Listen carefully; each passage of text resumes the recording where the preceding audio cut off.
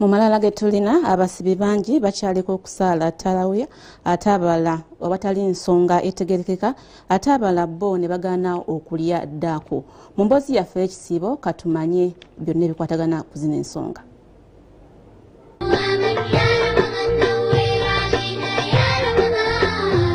Emu ku ibada ezikyakalubiriza abakkiriza kwe kusala Solat Taraweeh. Sheikh Abdul Salam Mutyaba, Imam General w'omuzikiti gw'Ekibuli, agamba nti kino kiva ku bugayaavu. Lwaki swala lya Taraweeh negayaaza nnyo abantu nti omuntu aba amaze okulya oba okusibulukuka.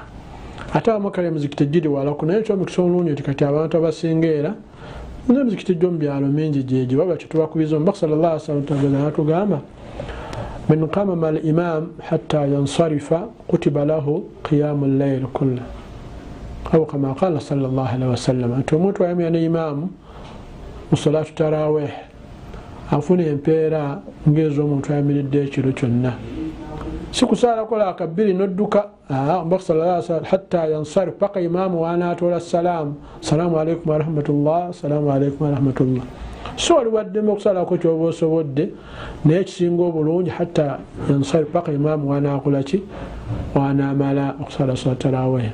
Ate Sheikh Fatuma Zubairi Kayongo alabudde abatagala kulya ddaako n'agamba nti bano beesubye empeera.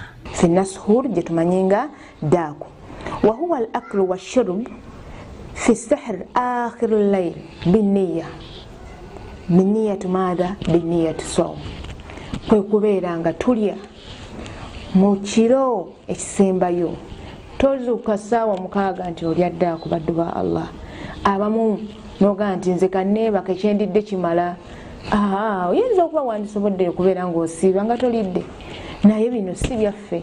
Omubaka sallallahu alaihi wasallama bw'abeera ng'ayogedde tusitukiramu kubanga obubaka obubwe bw'aba buleese bubeera buvudde eri Allah subhanahu wa ta'ala. Yatugamba nabiyuna Muhammad sallallahu alaihi wasallam tasahharu fa inna fi sahuri baraka, tubeere nga tulya ddaako olw'ensonga nti mu ddaako mulimu emikisa ne bw'oba onywedde mazzi ekyo kikumalira okubeera ng'olidde ddaako. Ndi Sharif Sebunya, Kulamukede TV1.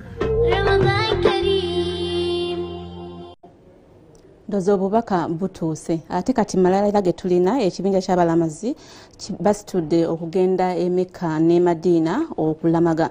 Bano bakulembeddwamu Sheikh Suleiman Kasule Ndirangwa ategeezezza nti bakusabira eggwanga.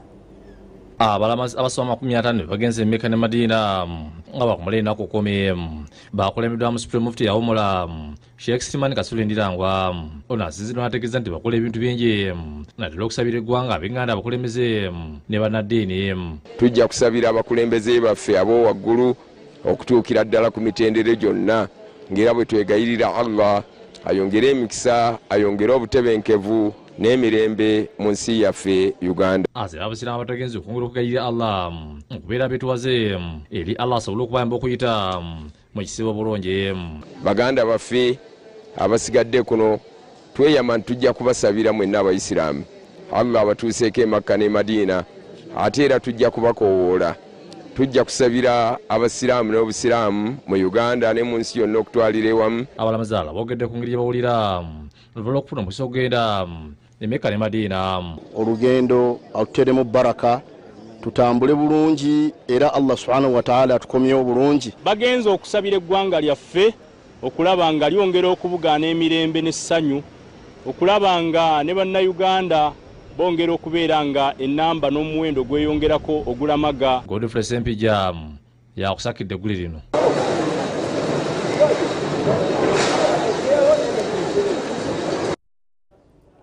Webale nnyo Sempija, katumulemu katono nnyo tukomawo n'ekitundu kyaffe ekyokubiri.